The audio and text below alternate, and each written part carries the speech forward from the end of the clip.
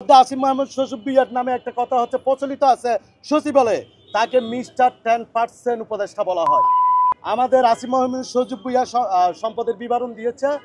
আপনি জানেন অবৈধ টাকা ব্যাংকে থাকে না, টাকা আপনার পকেটে রাখে না।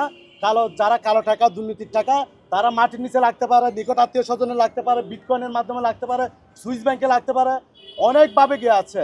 আমরা যেই কথাগুলো আজকে বলছি এগুলো আমাদের মন গড়া কথা না, এগুলো আমরা পেপার, পত্রিকা, নিউজ, ইলেকট্রনিক্স মিডিয়া, প্রিন্ট মিডিয়ার মাধ্যমে অসংখ্য তথ্য আপনারাই ছাপিয়েছেন, আপনারাই বলেছেন, এইগুলো আমরা জেনেছি, এগুলো নিয়ে আমরা আশঙ্কা প্রকাশ করছি ওনারা দুর্নীতি করেছে।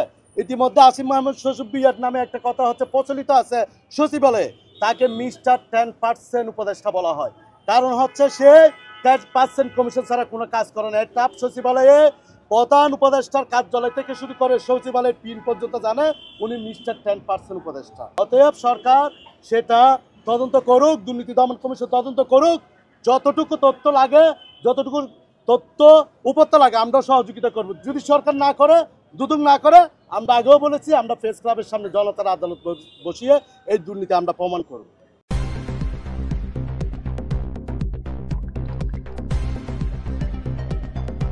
News Vision Digital Multimedia.